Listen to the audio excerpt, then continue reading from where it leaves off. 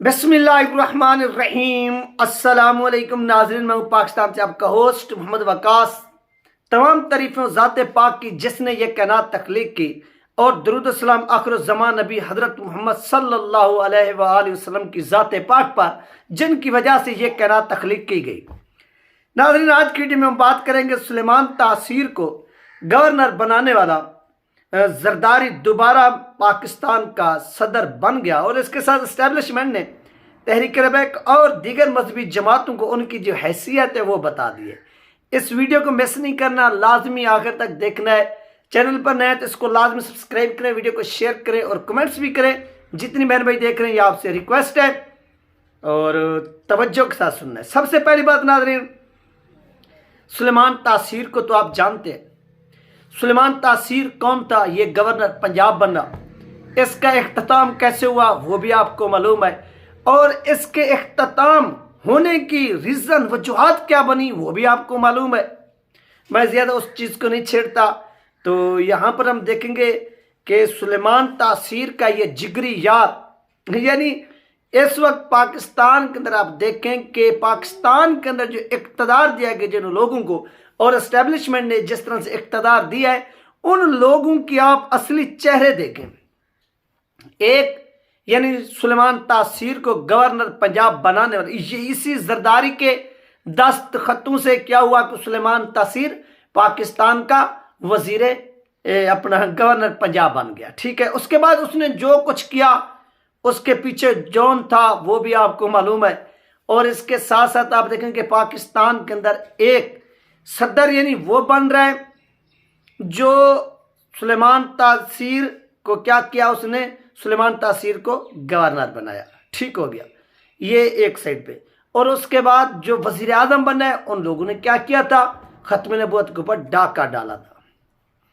तो इस मर्तबा इनको मुश्तरका जो हुकूमत दी गई है, एक पीएम बन गया, एक प्रेसिडेंट बन गया, तो इससे क्या आप नतीजा खज कर सकते हैं वो भी आपको मालूम है। एक ऐसा पाकिस्तान के अंदर भूचाल आने वाला है जिसका आप सोच भी नहीं सकेंगे, और दो तेज अक्सरियत इनको ऑलरेडी मिल चुकी है। मैंने आपको पहले भी बताया कि जो मखसूस नशिस्तें थी, वो मखसूस नशिस्तें सुन्नी इत्तेहाद कौंसिल को नहीं मिली, और सुन्नी इत्तेहाद कौंसिल को जब नहीं मिली तो वो इनके खाते में डाली गई हैं वो 30 नशिस्तें।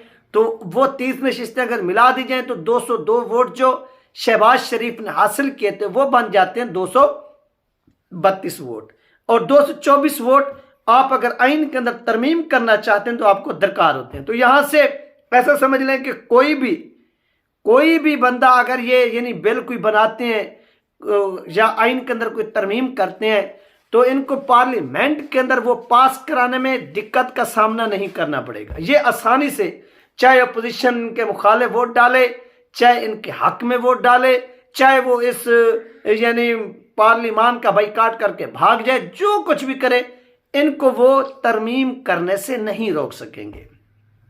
ठीक हो गया। अब हम यहां पर बात करते हैं कि एस्टेब्लिशमेंट ने मजहबी जमातों को या तहरीक लबैक पाकिस्तान को उनकी हैसियत या औकात क्या बताइए, ये बात सुनिए नाज़रीन। एस्टेब्लिशमेंट मजहबी जमातों के पास हमेशा उस वक्त आती है जब अमेरिका से डॉलर कमाने का टाइम हो, उस वक्त आती है।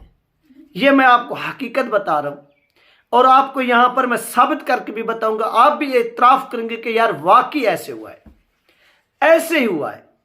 हम सबसे पहले चले जाते हैं ज़ियाउल हक के पास। ज़ियाउल हक पाकिस्तान का प्रेसिडेंट था। 1979 के अंदर रशिया ने अटैक किया अफगानिस्तान के ऊपर। रशिया ने यानी साबिक साउथ यूनियन हो गई, सुपर पावर होगी वक्त की, और उसने आकर सीधा सीधा यानी पहले ये दो मुश्तरका सुपर पावर कहलाती थी, अमेरिका और रशिया।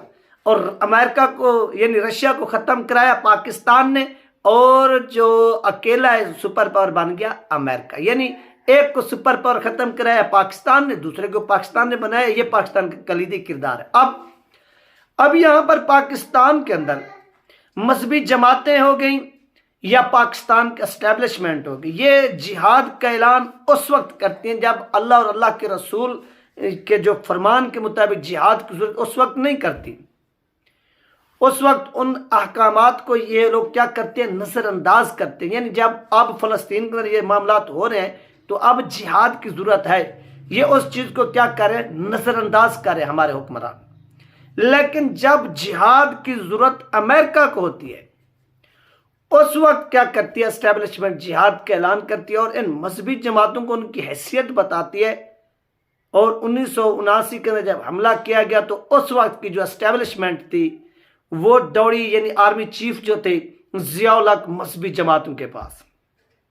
کن کے پاس؟ مذہبی جماعتوں کے پاس. اوورال جتنی بھی پاکستان کے اندر مذہبی جماعتیں تھیں، وہ چاہے لشکر جھنگوی تھی، وہ چاہے دیگر اور بھی بہت سی جماعتیں تھیں، ان کے مجھے اتنی زیادہ نام تو نہیں آتے، ہم نے ان کے اوپر بس یہی بتانا کہ یہ جتنی بھی تھیں ان کو کہا گیا، پھر علماء کرام کو بتایا گیا کہ آپ فتوے دیں، اور انہوں نے پھر فتووں کے انبار لگا دیے، اور یہاں سے افغانستان کے اندر جہاد شروع ہو گیا. اور پاکستان سے بڑی بڑی تنظیمیں بنی گئی، اور ان کو امریکہ، یعنی جب ڈالر کمانے کا وقت آئے گا، جب فتوے لینے کا وقت آئے گا، تو اس وقت اسٹیبلشمنٹ کو پاکستان کے مذہبی جماعتوں کی ضرورت جو ہوتی ہے وہ درکار ہوتی ہے. جب اقتدار دینے کا ٹائم آتا ہے اس وقت پاکستان کے اسٹیبلشمنٹ کو سیکولر اور لبرل جماعتوں کی ضرورت ہوتی ہے. یہ دو پاکستان کے اندر اسٹیبلشمنٹ کی چالاکیاں، ہوشیاریاں، یہ آپ آج پہچان لیں کہ اسٹیبلشمنٹ کو جب اقتدار دینے کی، یعنی اقتدار دینے کی جب باری آتی ہے، وہ تو اسٹیبلشمنٹ اقتدار دیتی ہے. کن کو اقتدار دیتی ہے؟ لبرل کو اور سیکولر طبقے کو پاکستان کے اندر کیا دیا جاتا ہے؟ اقتدار دیا جاتا ہے.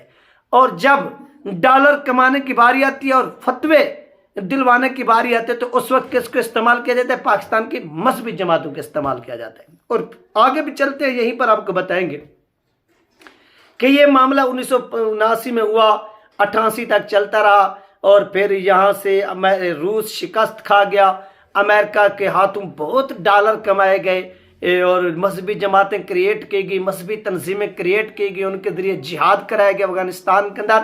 اور یہ جہاد اللہ اور اللہ کے رسول کے احکامات کے مطابق نہیں، امریکہ کے احکامات کے مطابق کیا گیا، اور یہاں سے پتہ صاف ہو گیا. ٹھیک ہے، اور روس ختم ہو گیا، سپر پاور، امریکہ سپر پاور بن گیا. یہ پاکستان کے اندر کیا ہوا ہے؟ یہ سارا کا سارا جو ہے یہ معاملہ ہوا، یہ کام ہو گیا. اس کے بعد ناظرین کیا ہوتا ہے؟ اس کے بعد اہم ترین پوائنٹ کہ 2000 یعنی 1999 اور 2001، یعنی 2001 کی ہم بات کرتے ہیں. 2001 کے اندر 9/11 ہوتا ہے، اور اس وقت امریکہ سے ڈالر کمانے کی باری آتی ہے، اور امریکہ سے پیسہ لینے کی باری آتی ہے، اور امریکہ کی طرف سے جہاد اس وقت حرام ہو جاتا ہے. تو اس وقت بڑے بڑے عالم دین سے فتوے لیے جاتے ہیں، اور جو علماء حق تھے انہوں نے اس وقت بھی یہی چیز کہی کہ کیا ہے کہ یہ جہاد ہے. لیکن جو بکاؤ مال تھا وہ بک گیا، سب کچھ ہو گیا. اب پھر 2014 دیکھ لیں، جب یہ آپریشن رد الفساد ہوا، یہ جو کچھ بھی شمالی وزیرستان کے اندر ہوا، اس وقت بھی یہ دوڑ کر کہاں آئے؟ یہ آئے مذہبی جماعتوں کی جانب کہ آپ جو ہے کوئی فتوے دیں، اور فتویٰ دیا بھی گیا کہ آپ جہاد کریں. جہاد فرض ہو چکا ہے شمالی علاقہ جات میں. تو یہ پورا کا پورا بیک گراؤنڈ ہے کہ کب اور کس طرح مذہبی جماعتوں کو یوز کیا جاتا ہے. اب ان کو حیثیت کیا بتائے گی مذہبی جماعتوں کو؟ ان کو واضح طور پر پیغام دیا گیا ہے کہ جب جہاد کی ضرورت پڑے گی، امریکہ سے ڈالر کمانے کی ضرورت پڑے گی، اس وقت ہم آپ سے رابطہ کریں گے. اقتدار کے لیے ہمارے پاس نون لیگ یا لبرل جماعتیں موجود ہیں. اب یہ بھی ایک پیغام دیا گیا کہ پاکستان کی سیاست کے اندر، پارلیمان کے اندر، پاکستان کے اقتدار کے اندر مذہبی جماعتوں کا آنے والے وقت میں کوئی جو ہے نا وہ دور نہیں ہے. یہ بھی ایک پیغام دیا گیا کہ آپ کا پارلیمنٹ کے اندر جو رول ہے وہ ہم نے ختم کر دیا. اور اس سے یہ بھی پیغام دیا گیا مذہبی لوگوں کو کہ اب آپ کی پاکستان کے اندر جو سیاسی حیثیت ہے، وقت ہے، وہ ختم ہو چکی ہے. اور پاکستان آنے والے دنوں کے اندر آپ کو نظر آئے گا پاکستان ایک سیکولر سٹیٹ، ایسا سمجھ لیں. بظاہر تو آپ کو نظر نہیں آ رہا، لیکن یہ بن چکا ہے. آپ اس کو چاہے تسلیم کریں یا نہ کریں، وہ آپ کی اپنی مرضی ہے. جو کل جو کچھ ہوا وہ بھی آپ کی آنکھوں کے سامنے ہے. اگر اس چیز کو آپ رکھیں تو آپ کو تمام کی تمام چیزیں نظر آ جائیں گی. تھوڑا آنکھیں کھولیے اور دماغ کھولیے اور یہ چیزیں دیکھیے کہ پاکستان کے اندر ہو کیا رہا ہے اور یہ کرنے والے کون کون ہیں اور یہ کیوں کر رہے ہیں. ان چیزوں کو مد نظر رکھیں. انشاءاللہ آپ کو تمام چیزیں واضح طور پر نظر آنا شروع ہو جائیں گی جو مجھے نظر آ رہی ہے. یہ تین اہم ترین اپڈیٹ جو آپ لوگوں کے ساتھ شیئر کی گئی. انشاءاللہ ملتے ہیں نیکسٹ ویڈیو میں. اللہ حافظ.